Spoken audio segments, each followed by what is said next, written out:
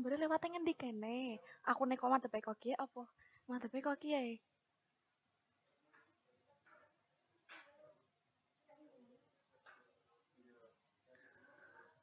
Oh, dane endi sih? Kok kepo aku mau.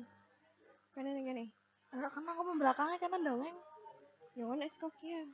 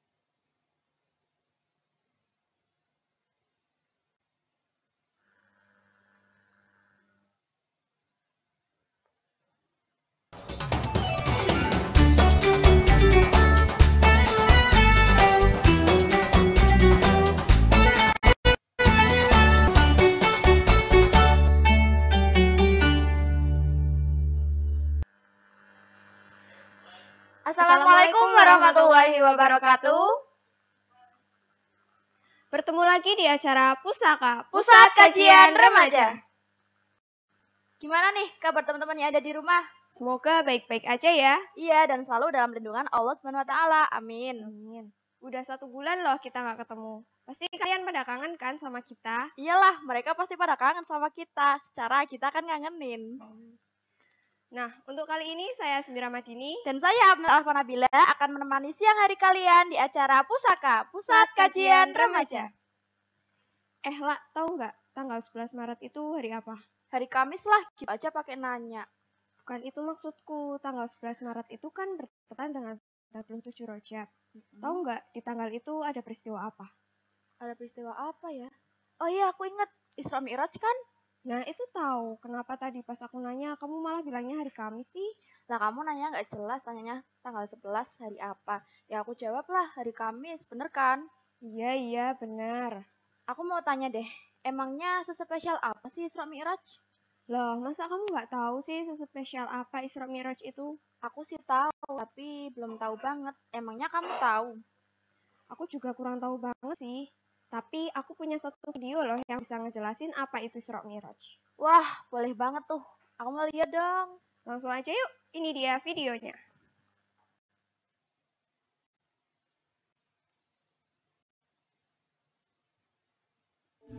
Peringatan Isra Mi'raj Nabi Muhammad SAW merupakan peristiwa yang luar biasa memperlihatkan kekuasaan Allah SWT pada Rasulullah dan umat manusia. Dari peringatan Isra Mi'raj, Allah ingin memberikan pesan bahwa manusia wajib menunaikan ibadah sholat sebagai pedoman jiwa dan perilaku. Sholat adalah kebutuhan dan ibadah utama yang wajib dilaksanakan dalam sendi kehidupan. Selain itu, tingginya ketakwaan pasti terlihat dari cara kita memperlakukan orang lain. Semakin baik amal ibadah kita, maka semakin baik pula perlakuan dan perilaku kita kepada orang lain. Dan begitulah sebaliknya. Pada perjalanannya, Nabi Muhammad SAW bertemu dengan para nabi lainnya. Saat membuka pintu langit pertama, Nabi Muhammad SAW bertemu dengan Nabi Adam. Lalu, di langit kedua, bertemu dengan Nabi Isa dan Yahya. Beranjak ke langit ketiga, Nabi Muhammad SAW bertemu dengan Nabi Yusuf. Setelah itu, di langit keempat dan kelima, Nabi Muhammad SAW bertemu dengan Nabi Idris serta Nabi Harun. Naik ke langit keenam, Nabi Muhammad bertemu dengan Nabi Musa. Sampai di lapisan langit ketujuh, Nabi Muhammad disambut oleh Nabi Ibrahim yang sekaligus menemaninya ke Sidratul Muntaha. Sampainya di sana, Nabi Muhammad mendapat perintah dari Allah Subhanahu wa taala untuk melaksanakan sholat 50 waktu dalam sehari semalam. Setelah mendapat wahyu tersebut, Nabi Muhammad SAW turun ke langit ke-6 dan kembali bertemu dengan Nabi Musa. Mendengar Nabi Muhammad SAW mendapatkan perintah sholat 50 waktu dalam sehari dari Allah Subhanahu wa taala, Nabi Musa menyarankan Nabi Muhammad Shallallahu Alaihi Wasallam untuk kembali ke Sidratul Muntaha dan meminta keringanan. Nabi Muhammad Shallallahu Alaihi Wasallam sebagai suri tauladan dalam kehidupan sepanjang masa. Saat ini, dunia dan isinya mengalami perubahan dalam segala sendi dan substansi. Tantangan akan terimplementasinya ajaran syariah Islam menjadi sangat berat. Namun, dengan mendekatkan diri kepada Allah Subhanahu wa Ta'ala lah yang dapat membuat umat manusia tetap berada dalam lingkaran yang aman dan penuh berkah.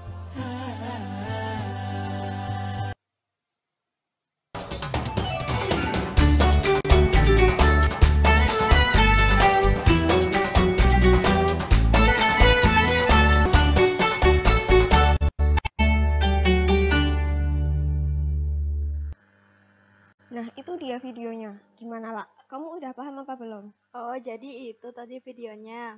Tapi kok aku masih kurang paham ya? Soalnya nggak dijelasin langsung sih. Oh, gitu. Jadi kamu minta dijelasin secara langsung nih. Iya dong. Gimana kalau kita panggil aja narasumber kita kali ini? Ya udah yuk. Tapi tunggu deh. Emangnya dari tadi kamu nggak capek apa ngomong terus? Gimana kalau kita jeda dulu? Jangan kemana-mana ya. Tetap di Pusaka, Pusat Kajian Remaja. Jangan lupa like, comment, and subscribe.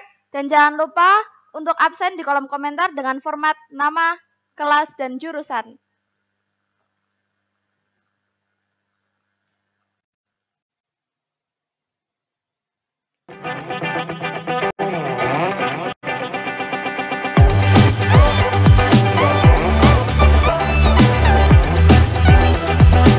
Halo, saya Denda Bistan, pemain PS Sleman. Dan saya Muhammad Ridho Juli, kiper Madura United dan kiper Indonesia. Oke, kabari wong Pekalongan. Assalamualaikum warahmatullahi wabarakatuh. Selamat datang di SMK Muhammadiyah Biku. Luas, megah, dan sekolah milenial serta banyak fasilitas lengkap di sini. Ada lapangan futsal, lapangan basket, lapangan tenis, lapangan bola voli, dan masih banyak lagi. Tunggu kalian di sini. Ayo, siswa-siswi kelas 9 SMP atau MTS, mari bergabung bersama kami di SMK Muhammadiyah Biku. Kami yakin bakat kalian akan terus kembali. Raih dan wujudkan mimpimu. Go for it. Wassalamualaikum warahmatullahi wabarakatuh.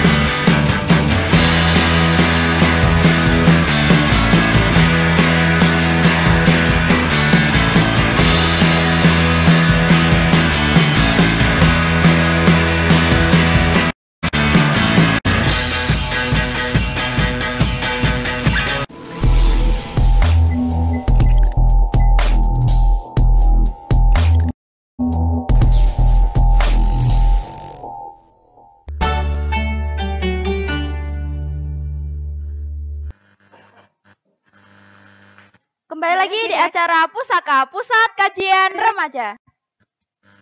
Din, katanya tadi mau panggil narasumber kita kali ini. Ya, langsung aja yuk kita panggil narasumber kita kali ini. Tapi tunggu, kok kayaknya dari tadi ada yang kurang deh. Bukannya kita belum ngasih tahu tema pusaka kali ini ya? Iya, bener juga lah. Jadi tema pusaka kali ini adalah Tebarkan manfaat, wujudkan generasi muda taat ibadah. Keren kan namanya? Keren pastinya. Yaudah yuk kita langsung panggil aja narasumber kita kali ini. Nah, untuk narasumber yang pertama ada Bapak Syamsul.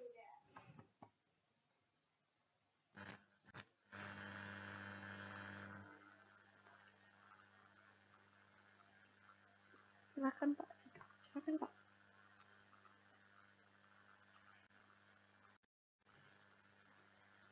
Nah, untuk narasumber yang kedua ada Bapak Hoirul Anam.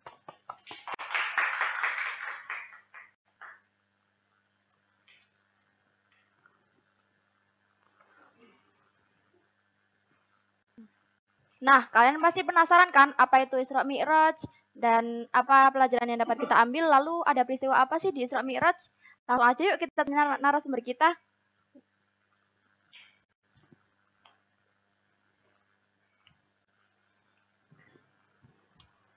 Gimana nih kabarnya Pak Huda hari ini? Alhamdulillah sehat walafiat.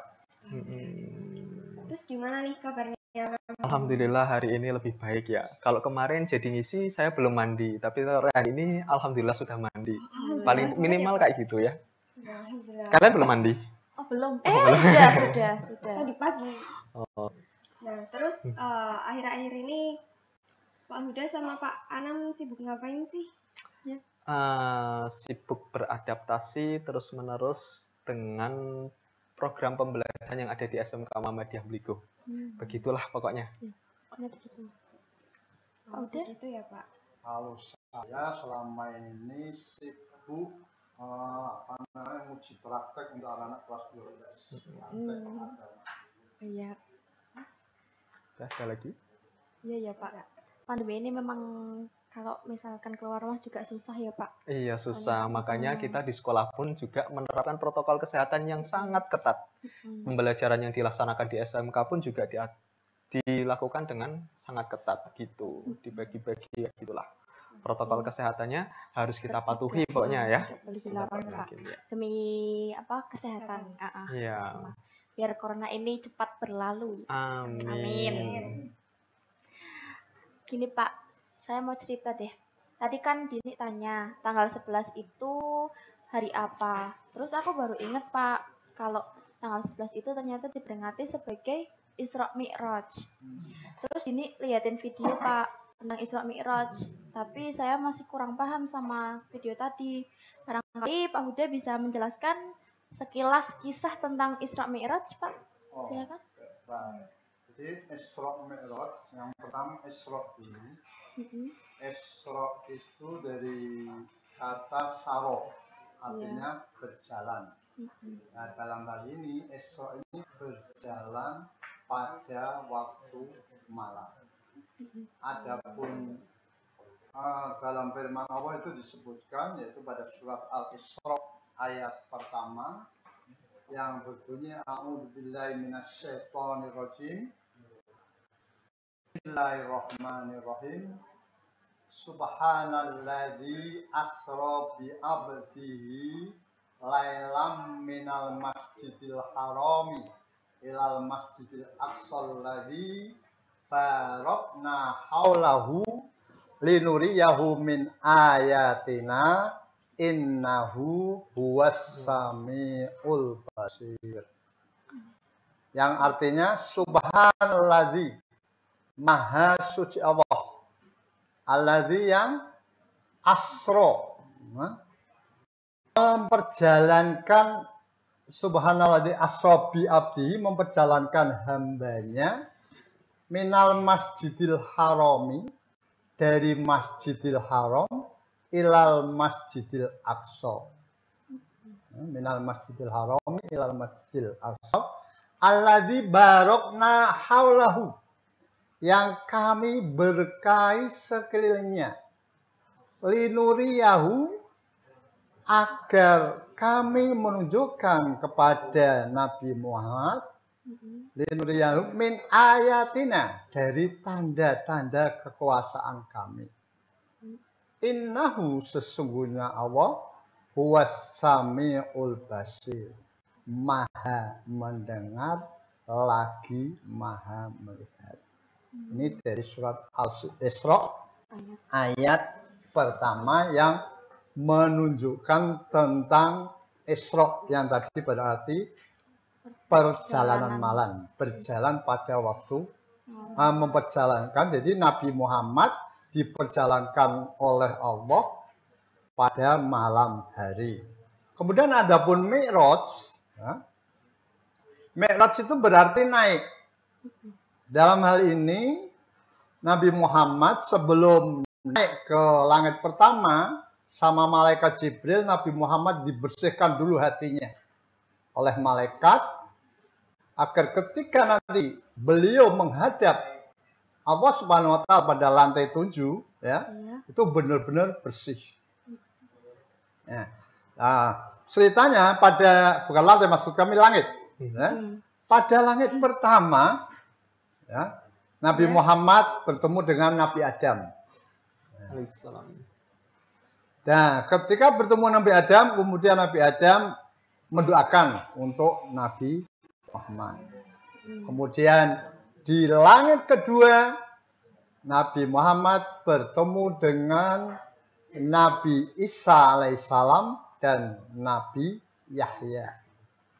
Nabi Isa dan Nabi Yahya di langit kedua tadi juga mendoakan kebaikan untuk Nabi kita Muhammad Sallallahu Alaihi Wasallam. Kemudian di langit ketiga, Nabi Muhammad bersama malaikat Jibril ketemu dengan Nabi Yusuf. Yang kita kenal, Nabi Yusuf adalah Nabi yang paling buanteng, paling tampan. Nah, kita tidak ada yang menandingi tentang ketampangan Nabi Yusuf alaihissalam. Lebih ganteng mana sama Pak Uda, Pak? Ya mirip lah. 11-12. Ya, tetap ya, itu sudah terkenal bahwa Nabi Yusuf tetap paling manusia paling terganteng di dunia. Ya, di lantai ketiga itu juga Nabi Yusuf mendoakan kebaikan untuk Nabi kita Muhammad Sallallahu Alaihi Wasallam. Kemudian di lantai 4, di langit 4 maksud saya, di langit 4 lantai. Biasanya hotel mana? Biasanya tidurnya di hotel kan di lantai gitu ya. Ini di langit ke berapa tadi? Keempat. Iya, di langit keempat Nabi Muhammad SAW bersama malaikat Jibril ketemu dengan Nabi Idris. Nah, di langit keempat pun Nabi Idris mendoakan kebaikan untuk Nabi kita Muhammad SAW. Silahkan Pak Anam teruskan yang lantai di langit kelima apa Pak Anam? Langit kelima itu ketemu dengan Nabi Harun alaihissalam. Langit keenam ketemu dengan Nabi Musa alaihissalam. Langit ketujuh ketemu dengan Nabi Ibrahim alaihissalam. Setelah itu ke Sidratul Muntaha. Di sana kemudian Nabi Muhammad Sallallahu Alaihi Wasallam menerima perintah sholat 5 waktu. Tidak langsung 5 waktu sebenarnya, tapi 50 waktu. 50 waktu kemudian atas saran dari Nabi Musa untuk meminta keringanan, sehingga turunlah sedikit-sedikit yang tadinya 50 waktu menjadi 5 waktu. Coba bayangkan kalau kalian kena beban kewajiban sholat 50 waktu sehari semalam. Tidak tidur mungkin kalian. Yang 5 waktu aja susah ya. Maka ini menjadi salah satu hikmah yang sangat besar bagi kita sebagai umat Islam. Karena mengingat keagungan sholat 5 waktu ini adalah satu-satunya perintah Allah Pak Uda ya. Yang ketika diperintahkan itu harus Rasulullah menjemput atau diperintahkannya di langit. Yang lainnya semua perintah seperti puasa, haji, dan lain sebagainya turunnya di bumi.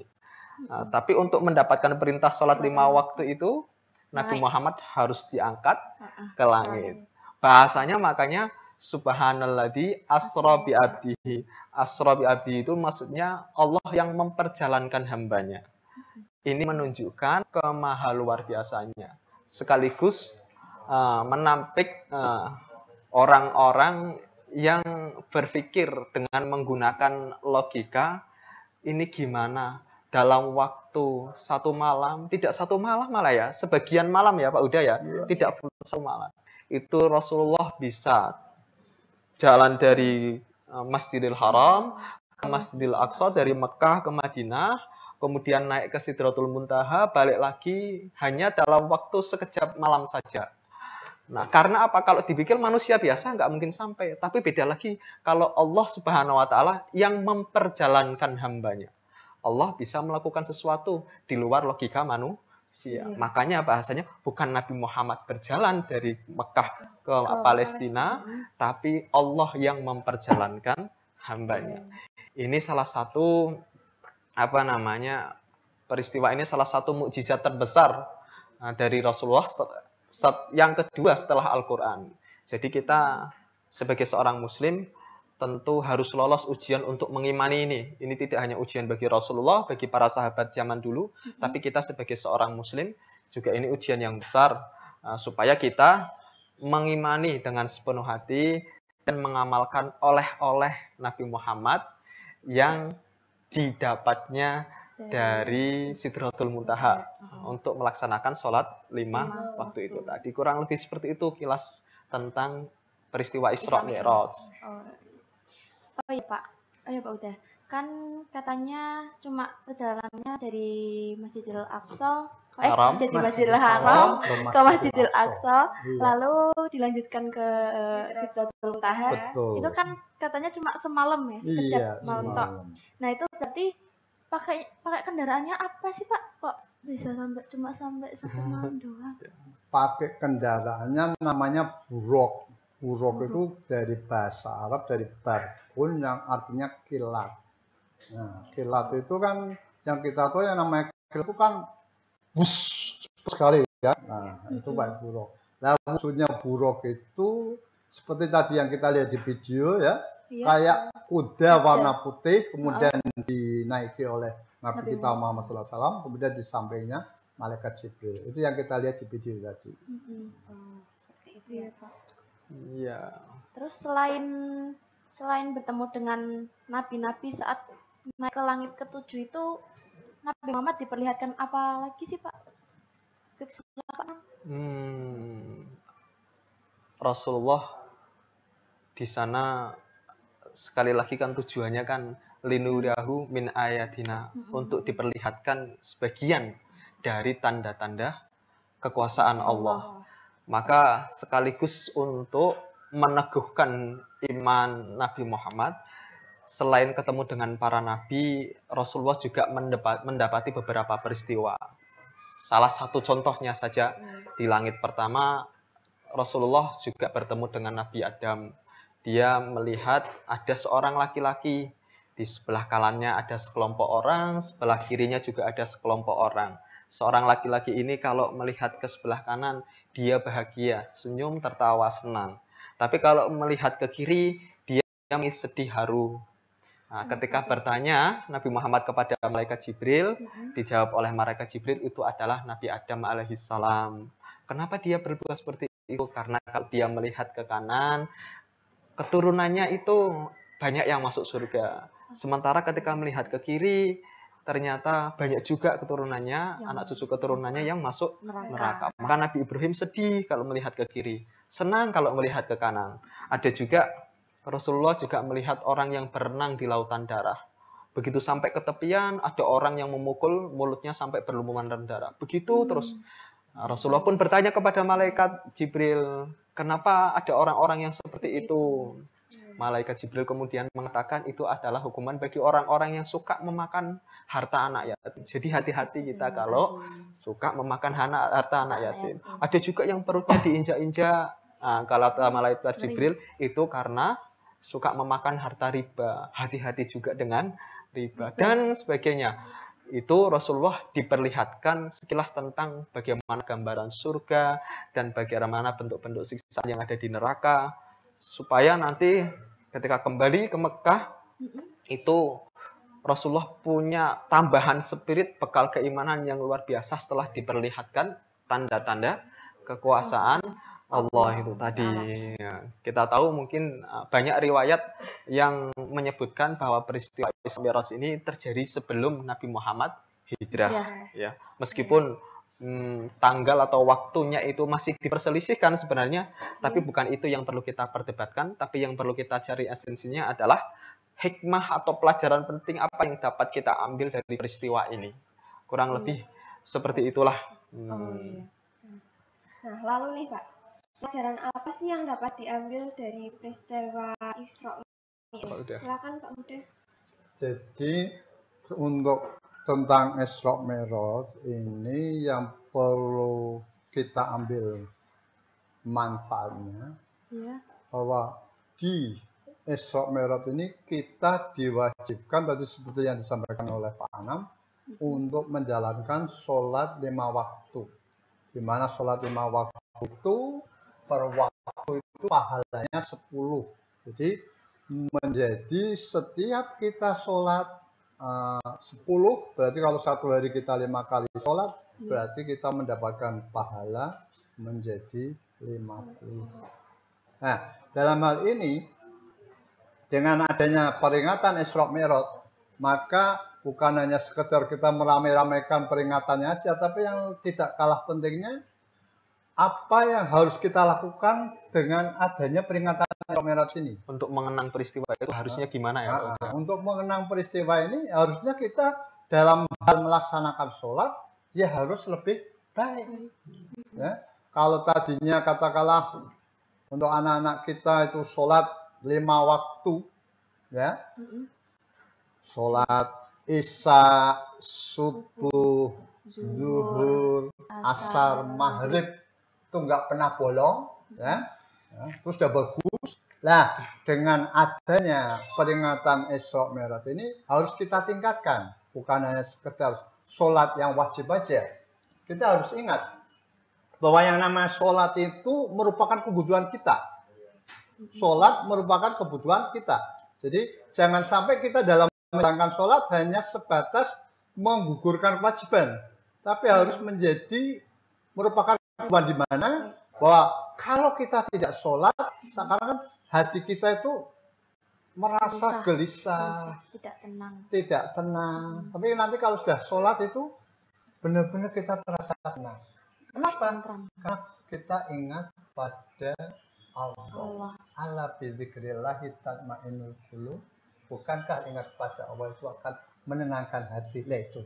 Maka dalam hal ini pada semuanya saja, setelah kita memberikan Isra Mi'raj, mari kita tingkatkan kewajiban kita, terutama dalam hal ini, karena ini bicara masalah sholat kita tingkatkan. Karena sholat itu besok yang dimana akan diminta pertanggungjawabannya pertama. Ditanya sholatnya gimana. Kalau sholatnya baik, insya Allah semuanya baik. Karena innas sholata tanha anil fahsya'i wal munkar. Sesungguhnya sholat itu mencegah dari perbuatan keji dan munkar. Itu kira-kira. Oh iya. Aku jadi paham nih, Isra Mi'raj itu apa dan pelajaran apa yang dapat kita ambil. Jadi di Isra Mi'raj itu ada peristiwa yang sangat luar biasa ya. Sangat istimewa ketika Nabi Muhammad hijrah dari Masjidil Haram ke Masjidil Aqsa, lalu dilanjutkan ke Sidratul Muntaha. Dan itu cuma satu malam doang. Dan mendapatkan perintah sholat 5 waktu. Pertama 50 waktu ya? 50 waktu. Lalu menjadi 5 waktu. Hebat banget ya. Itu atas izin Allah Subhanahu wa taala ya. Nah, kalian pasti penasaran kan apa yang akan kita bahas selanjutnya? Tapi sebelum itu, jangan kemana-mana ya, tetap di Pusaka, Pusat Kajian Remaja. Jangan lupa like, comment, dan subscribe. Dan jangan lupa absen di kolom komentar dengan format nama, kelas, dan jurusan.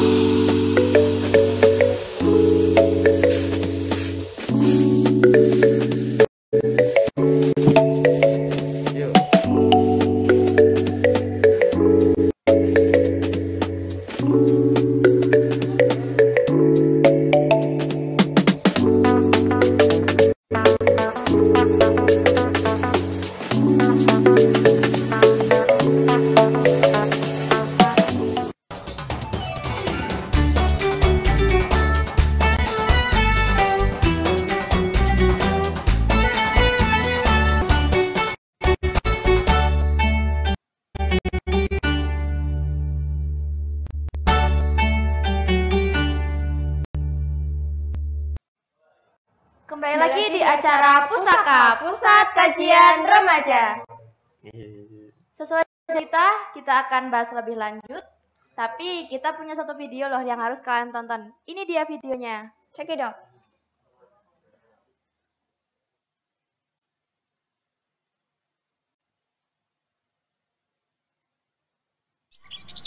Allahu Akbar, Allahu Akbar, Allahu Akbar, Allahu Akbar. Asyhadu an la ilaha illallah.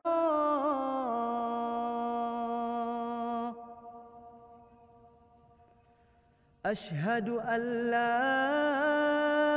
ilaha illallah.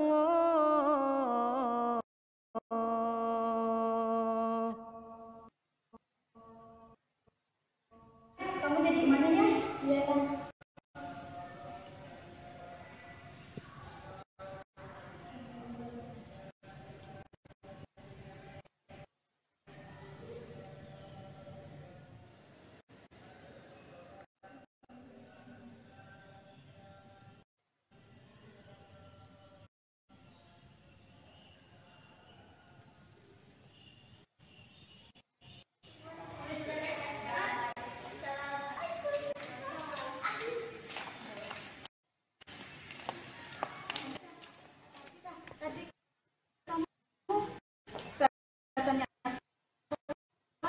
Iyalah, emang kenapa? Tadi aku nggak baca niat sholat. Emang wajib ya baca niat sholat?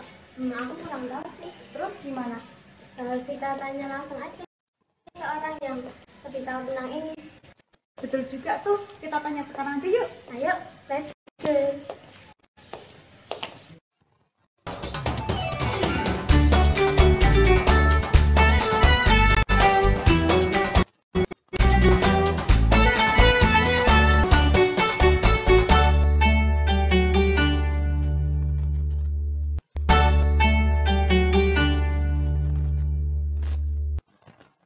Nah, itu tadi videonya. Jadi di dalam video itu ada beberapa orang anak yang sedang melaksanakan sholat asar ya tepatnya. Iya. Terus katanya tadi ada yang nggak baca niat. Nah, menurut Pak Huda, sah atau tidak sih kalau kita itu lupa membaca niat saat mau sholat? Yang namanya niat, niat itu kan termasuk rukun dalam sholat. Ya. Tapi dalam hal ini niat itu dalam hati, tidak lakukan.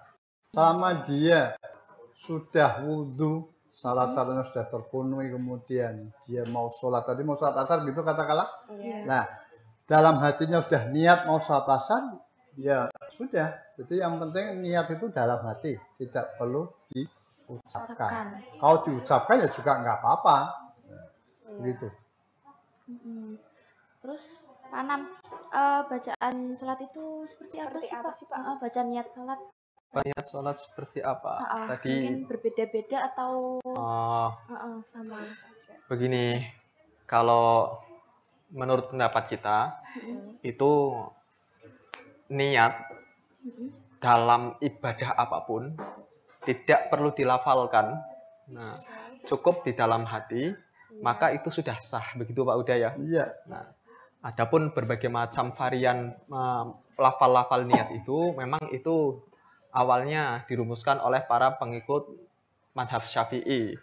Cuman mereka pun menyebutnya ini bacaan-bacaan tersebut hanya pelengkap, bukan niat asas. Niat asasnya tetap di dalam hati.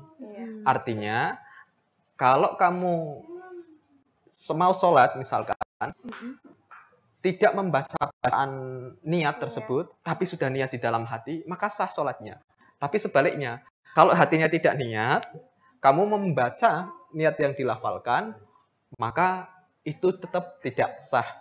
Karena itu hanya niat pelengkap. Itu bukan niat asas. Niat asas tetap di dalam hati.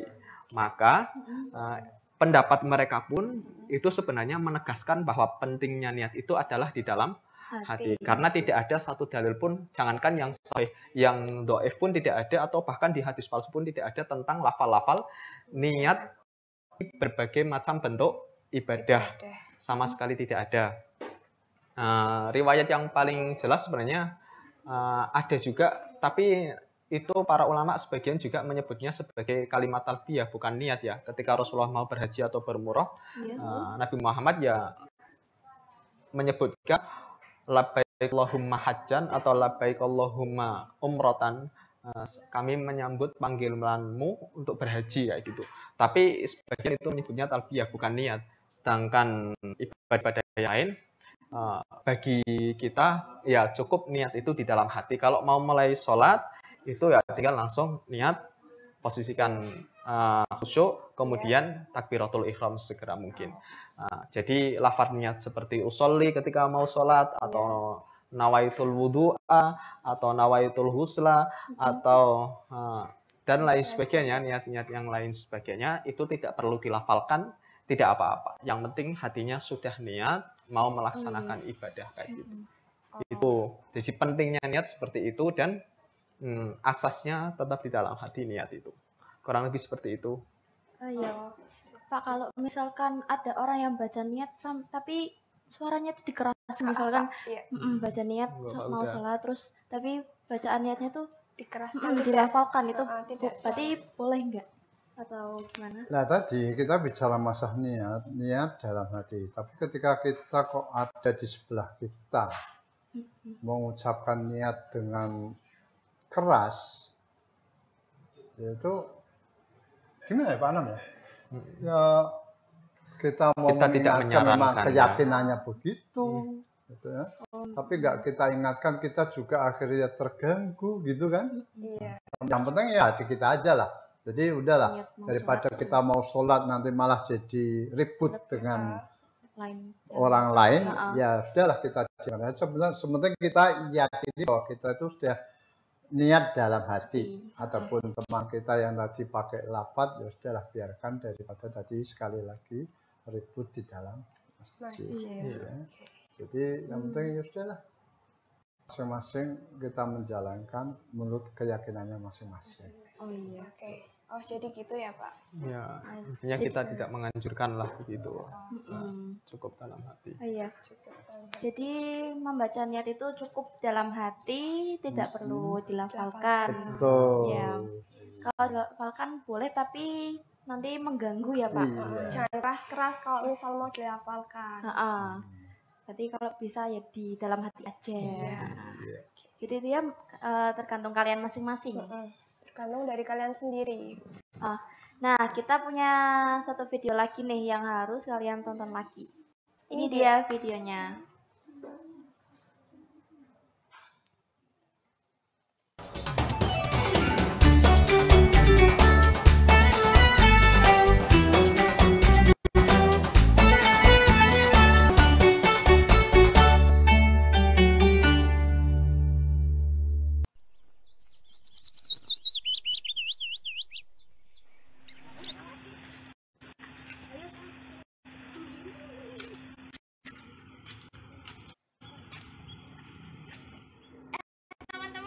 Zuhur dulu aja yuk. Nah, apa Van? Kenapa aku nggak dengar kamu ngomong apa? Maaf. Si Dika itu emang gitu, kalau lagi ngegame susah diajak ngomong. Tuh si Fani ngajak sholat. Biasalah si Dika emang gitu. Ya udah yuk kita sholat dulu aja. Bentar.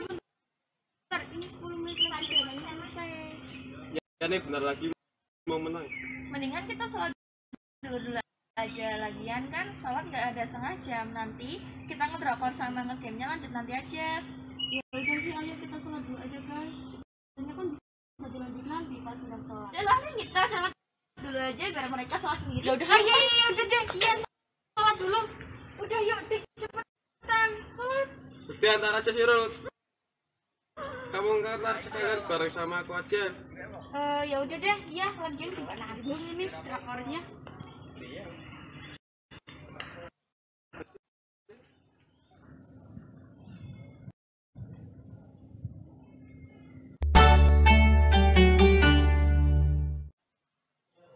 Nah, dari video tadi ada 4 orang anak ya? Iya, Yang satu mengajak sholat duhur, tapi yang lain malah sibuk sendiri. Ada yang main game, ada yang drakor. Nonton drama Korea. Nah, itu berarti mereka mendapat ya. Nah, masih ada Pak Huda sama Pak Anam. Kita tanya aja langsung. Tapi sebelum itu jangan kemana-mana ya, tetap di Pusaka, Pusat Kajian Remaja.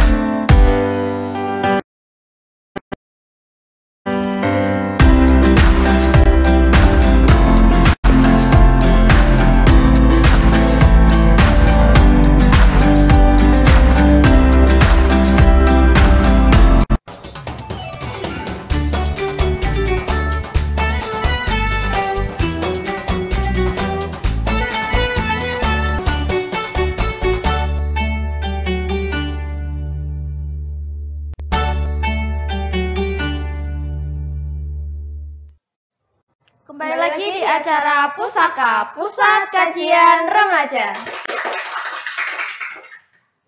Nah, masih tentang video tadi itu. Nah, mau tanya nih sama Pak Huda. Apa sih hukum menunda sholat? Hukum menunda sholat.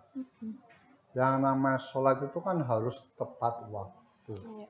Katakanlah kalau kita mau sholat duhur.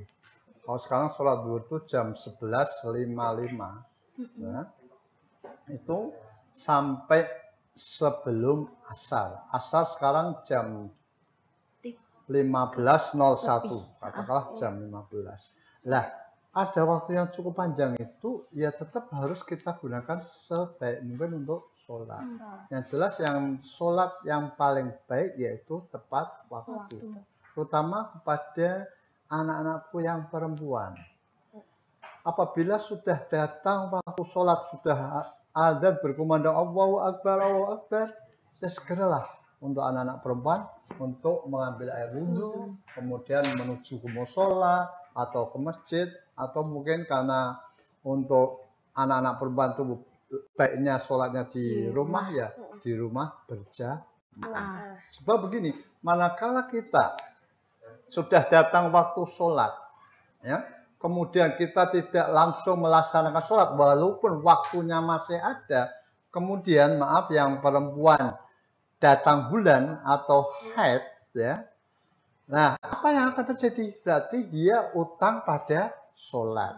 Nah, maka karena sholat tidak bisa diganti. Beda dengan puasa. Manakala kita puasa pada bulan Ramadan, kemudian kita datang bulan, ya kita bisa puasa pada bulan-bulan setelah bulan puasa yang akan datang. Nah, karena dalam sholat ini memang benar-benar tidak boleh ada gantinya, tidak boleh ditinggalkan, ya maka sebaik mungkin tepat waktu. Begitu juga yang laki-laki.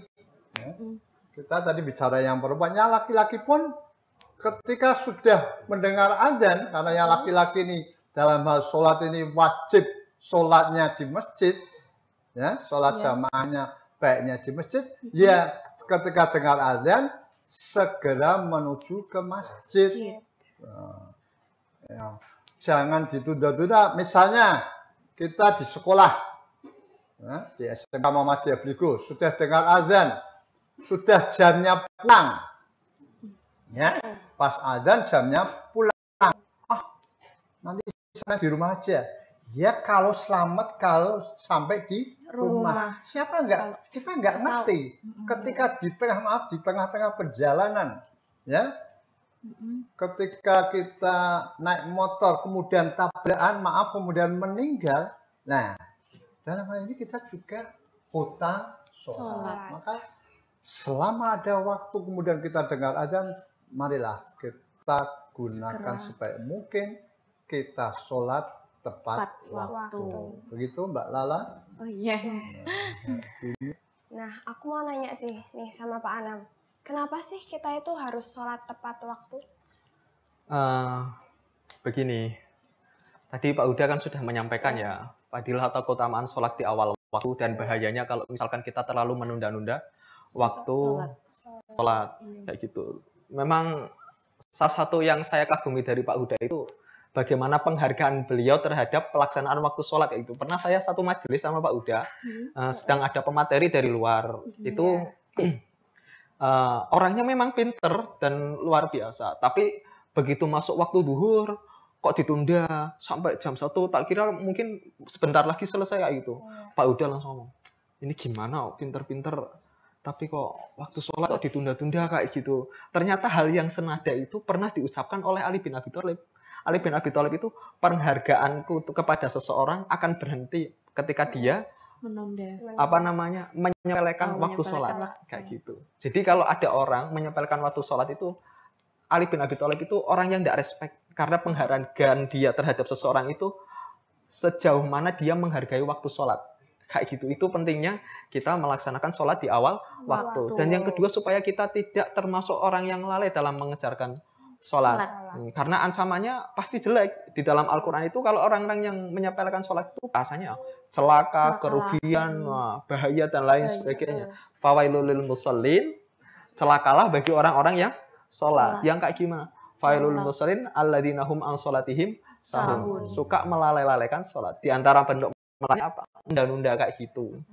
Nah, ini yang dimaksud adalah menunda tanpa udzur ya. Seperti tadi yang di video itu kan masih nge-game, ada yang masih nonton drakor, sehingga panggilan Allah diabaikan. Padahal tidak ada seruan yang lebih besar selain panggilan dari Allah. Begitu dikumandangkan adzan, Allahu Akbar, yang mengumandangkan memang muadzin, tapi itu hakikatnya yang memanggil adalah Allah. Kalau sudah yang Allah yang memanggil, maka Allah itu kan zat yang maha besar. Berarti semua urusan yang tidak melibatkan Allah di dalamnya itu kecil.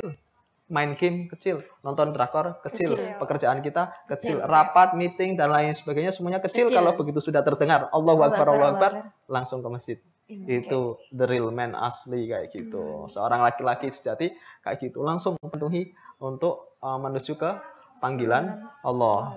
Ya, kurang lebih seperti itulah ancamannya. Iya. Jadi gitu ya, kita tidak boleh menunda sholat, apalagi urusannya nggak penting ya Pak. Terus apa namanya? Kalian jangan ikutin video tadi ya. Jadi malu deh pernah menunda sholat. Iya. Kalau sampai apa namanya ditunda-tunda kayak gitu kan sampai lupa kadang-kadang ya. Mungkin nonton drakor 10 menit lagi ternyata dramanya masih lanjut 1 jam 2 jam. Kelewat waktu selanjutnya. Itu namanya menunda sholat dengan sengaja. Pahala hukumannya sangat keras di dalam Islam. Bisa sampai masuk ke neraka sakor. Masalah kakum fi sakor. Ditanya kepada para penghuni neraka sakor, kenapa kamu masuk ke neraka sakor? Masalah kakum fi sakor qalu lam naku minal musallin. Saya dulu itu termasuk orang yang tidak melaksanakan sholat. Itu gara-gara itu tadi. Maka bahayanya sangat luar biasa. Bahkan orang yang tidak muslim yang tidak melaksanakan sholat itu bisa sampai dihukumi munafik. Ini bahaya sekali. Orang munafik sama orang-orang kafir itu bareng di neraka jahanam. Maka hati-hatilah, mumpung sempat diluangkan. Terutama untuk yang muda-muda. Sesuai tema ini kan apa? Tebarkan manfaat, wujudkan generasi muda taat ibadah. Kayak gitu. Apalagi mumpung masih muda. Masa di soft pertama isinya di masjid isinya orang tua semua. Iya. Nanti Lala misalkan ketemu, misalkan Lala mau cari pendamping hidup yang soleh, misalkan minta tolong sama bapaknya, Pak tolong saya carikan pendamping yang soleh itu yang kayak gimana, yang sholatnya di soft pertama kayak gitu. Ternyata dibawa pulang sama bapaknya orang aki-aki misalkan, orang yang sudah tua. Gimana Lala? Nah, yang di soft pertama adanya kayak gini, Lala mau nggak kayak gitu? Gimana? Makanya yang muda itu yang harus taat beribadah. Gitu. Jadi Pak Huda, kesimpulannya apa sih tentang tadi menunda sholat, terus bacaannya tentang tema tentang introversi dengan tema kita kali ini, wujudkan generasi muda taat ibadah gitu Pak. Kesimpulannya gimana? Wujudkan apa temanya? Tebarkan manfaat, wujudkan generasi muda taat ibadah. Generasi muda taat beribadah. Jadi kepada anak-anakku yang muda-muda ini, maka untuk taat beribadah jangan nunggu tua. Ya kalau kita sampai tua, yang namanya meninggal itu tidak karena sakit, bukan karena apa-apa. Meninggal itu takdir. Meninggal itu waktu yang paling dekat. Waktu yang paling jauh itu adalah masa lalu. Nah, adapun meninggal itu waktu paling dekat. Orang tidak tahu kapan akan meninggal. Maka dalam hal ini, karena kita nggak tahu kapan akan meninggal, mumpung masih ada kesempatan untuk beribadah, maka mari kita bersama-sama untuk lebih taat kepada Allah Subhanahu wa Ta'ala. Siapa tahu kita akan meninggal dalam waktu dekat. Ikmal li akhiratika ka'annaka tamutu ghadan. Berbuatlah untuk akhiratmu seakan-akan kamu akan mati besok. Maka dalam hal ini terutama karena kita membahas masa sholat, mari pada kesempatan peringatan Isra Mi'raj ini kita tingkatkan sholat kita terutama dalam berjamaah. Sholatul jama'ati afdalu min sholatil fardhi bisab'in wa isrina darajah. Sholat berjamaah itu lebih afdol, lebih baik daripada sholat sendiri. Pahalanya 27 kali lipat. Maka dalam kesempatan peringatan Isra Mi'raj, mari kita fastabiqul khairat untuk menjalankan sholat tepat waktu. Begitu Lala sama Dini? Iya Pak. Makasih Pak penjelasannya. Jadi gitu ya teman-teman, kalian jadi tahu tentang apa itu Isra Mi'raj, terus apa tadi pelajaran yang dapat kita ambil dari Isra Mi'raj, terus peristiwa yang terjadi saat Isra Mi'raj, dan tidak bolehnya untuk menunda sholat atau kita harus sholat tepat waktu. Terus jangan tidak membaca niat. Niat itu harus intinya kalian itu harus niat dalam hati, nggak usah dilafalkan, nggak apa-apa. Yang gitu. penting dalam hati. Ya gitu. Wah, gak kerasa ya, udah hampir 1 jam kita menemani siang hari kalian. Dan saatnya kita undur diri. Kami selaku host memohon maaf apabila ada salah kata atau perbuatan yang kurang berkenan di hati kalian. Dan terima kasih juga untuk Pak Huda, Pak Anam, dan tim yang telah bekerja sama untuk melancarkan jalannya acara ini. Terima kasih juga buat teman-teman di rumah yang udah mau menonton acara ini. Terus jangan lupa subscribe channel YouTube GoTV Official dan follow Instagram SMK Muhammadiyah Biko, IPM SMK Muhammadiyah Biko, Jurnalis Broadcasting juga SMK Muhammadiyah Biko. Dan juga jangan lupa juga follow IG kita berdua ya. Iya. Kami pamit. Wassalamualaikum warahmatullahi wabarakatuh. Nantikan pusaka selanjutnya hanya di YouTube GoTV Official.